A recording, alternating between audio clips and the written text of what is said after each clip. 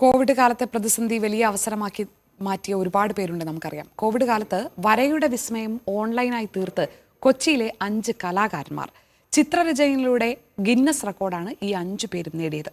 Facebook പേജിൽ 1 മണിക്കൂറിനുള്ളിൽ ഏറ്റവും കൂടുതൽ പെയിന്റിങ്ങുകൾ ചെയ്ത അപൂർവതയ്ക്കാണ് അംഗീകാരം.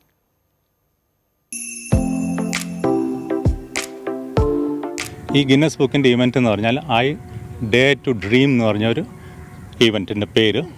അത് മാക്സിമം ആൾക്കാർ, പരമാവധി ആൾക്കാർ 1 മണിക്കൂർ സമയത്തിനുള്ളിൽ അപ്ലോഡ് ചെയ്യണം.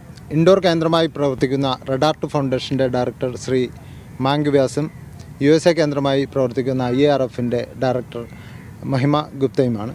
അവരുടെ നേതൃത്വത്തിലാണ് ഈ ഒരു ഗിന്നസ് അച്ചീവ്മെൻറ്റിനുള്ള പ്രവർത്തനങ്ങൾ ആരംഭിച്ചത്. കോവിഡിൻ്റെ കാലമായതുകൊണ്ട് എന്നാലും ഇതിനെ അതിജീവിച്ചുകൊണ്ട് ഫേസ്ബുക്കിൽ ഒരു പോസ്റ്റ് ചെയ്യുന്ന ഒരു ഇൻറ്റിമേഷൻ കിട്ടാനുണ്ടായത്.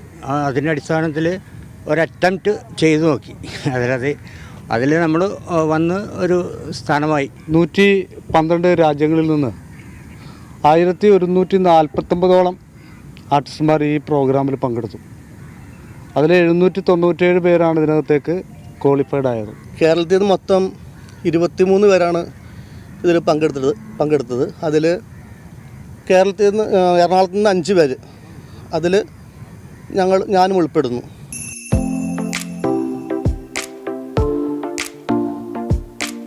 വർഷങ്ങൾ നീണ്ട സൗഹൃദമാണ് ഈ 5 പേർക്കും ഗിന്നസ് ലോക റെക്കോർഡിൽ പേര് വരാൻ കാരണമായത്.